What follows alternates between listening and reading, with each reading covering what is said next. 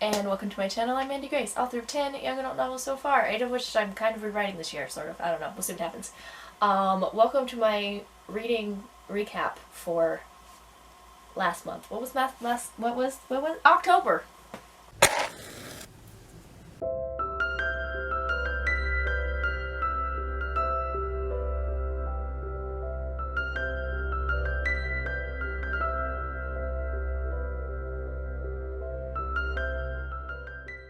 My brain is no longer here because it's November, which means it's NaNoWriMo, which means I'm writing an excessive amount, but also I'm trying to publish books and I'm very behind on writing and editing them, so like it's a whole chaotic experience, which also means reading is not a thing. Here we go. First and foremost, my biggest reading goal is to knock down my TBR, which is sitting around 80-ish books. Yeah, at the beginning of this year I was counting the fluctuations, but I no longer care. It's around 80-ish books. Yep. Did I finish any of the books on my TBR? No. I am still reading No God But One, by, what is his name? Nabil Qureshi, or something along those lines.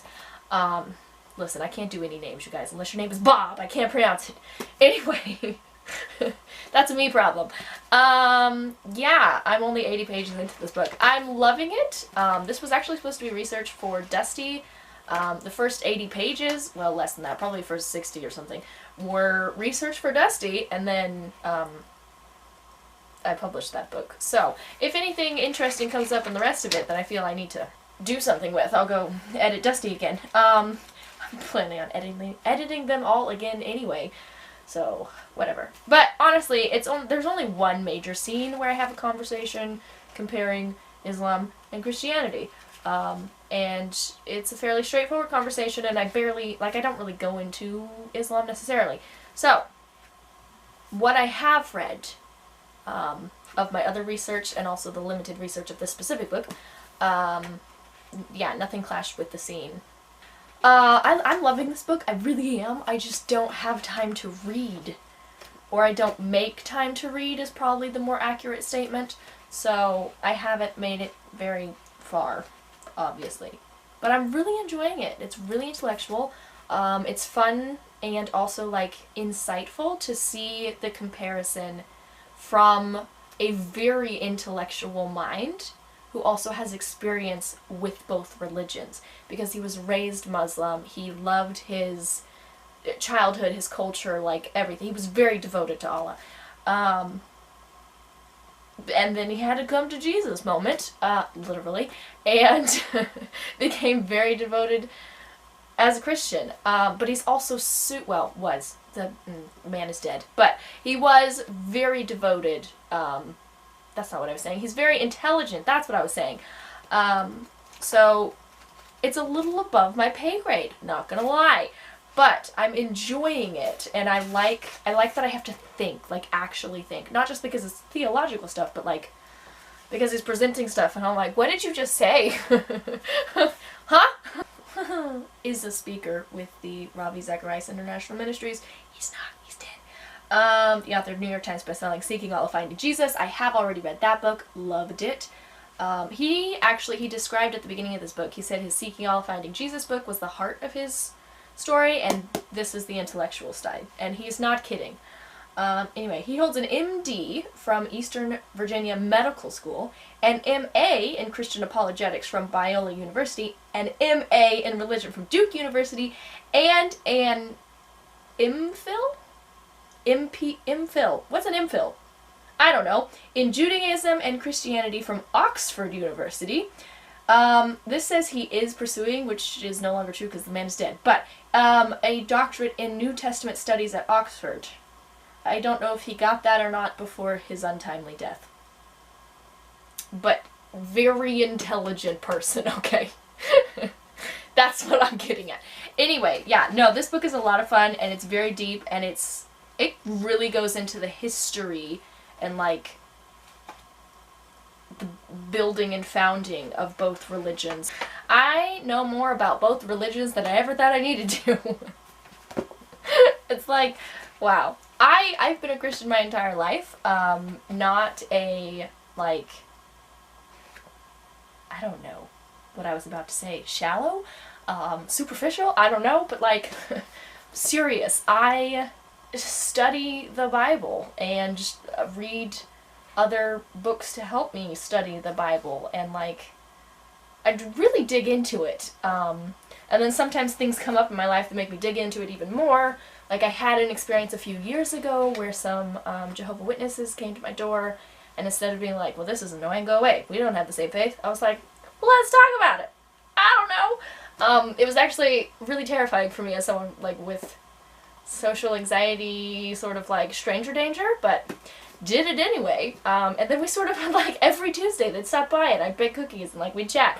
But that really made me like focus. Like I was studying. They would bring up things that I was like, oh, I don't know if I have an answer for that. Like, what do I believe about that? I don't know. So then I was like running to scripture and like various like publications and ministries and whatever I could find online to like really dig into scripture and be like, why do I believe the way that I do? Where did this come from? Why is this a thing? Anyway, it was a whole thing, which, whew, it was something else.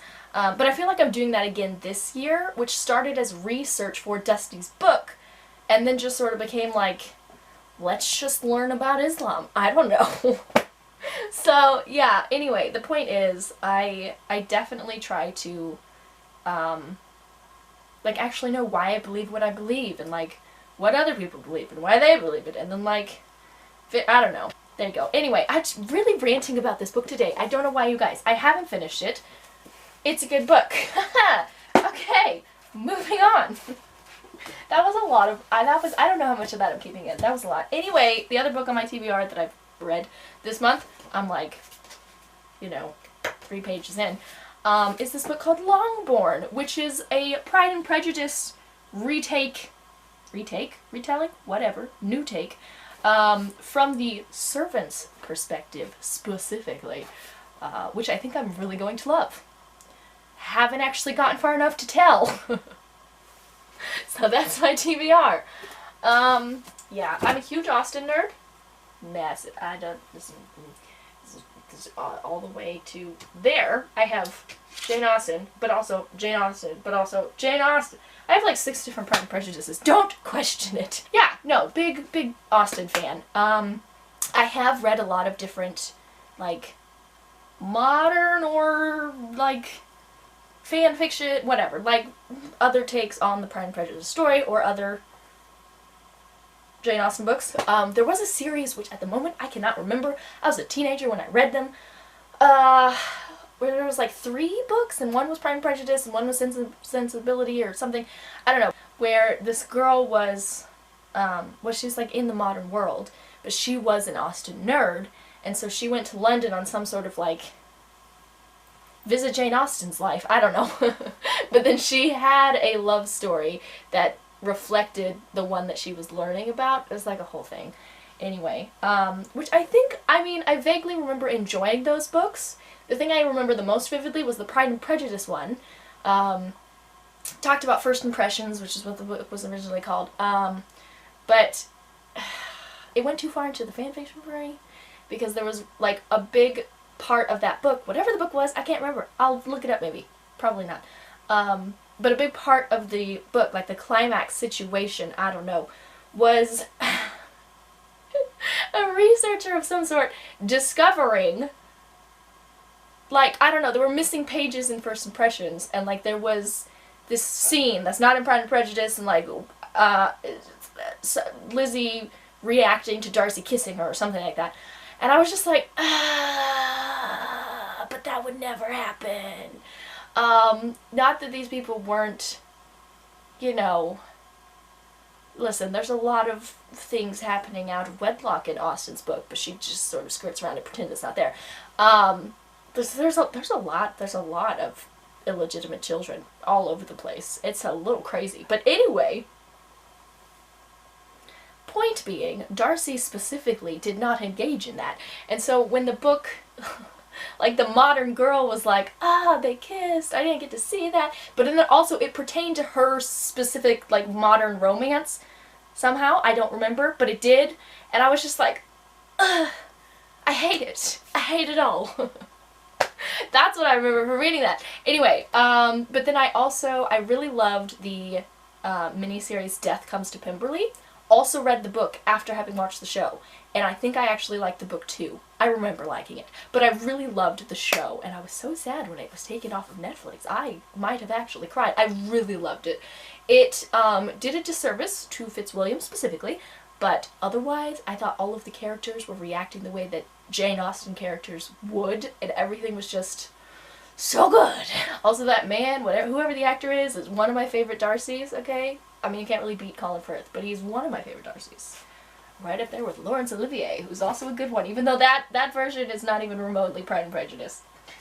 We're gonna stop ranting. The point is, I expect to like this book, because I do like fan fiction of Pride and Prejudice. I do. I've enjoyed them. I don't like all of them, as my rant might have suggested, but I do like well done ones, like Death Comes to Pemberley. And I suspect this one will also be well done. There you go. So that's my TBR. Did not finish either of the books that I've sort of kind of little bit been reading. There you go. My other reading goal for every month is to read a book on writing craft or professional development. Did that one. I always do that one, except for in August, which is a month we don't talk about. So, yes, 8 Great Smarts for Homeschoolers, which is by Tina Hollenbeck, not by Dr. Kathy. I thought it was by Dr. Kathy. The foreword's by Dr. Kathy. Anyway, last month, September, I read the 8 Great Smarts by Dr. Kathy. Really enjoyed it. There's a very long vlog of that experience. There's also a blooper reel vlog thing of me attempting to read aloud, and it's a mess. But anyway, I picked up this one next because it takes the 8 Great Smarts that I just learned about and applies them to like how you can teach children. And as a nanny and an aunt and someone who loves kids and works with them, I thought that this would be helpful. And I think it was. There's a vlog of this as well. Probably not on my channel yet. I've gotten very behind on YouTube, so don't judge me. That's my stack.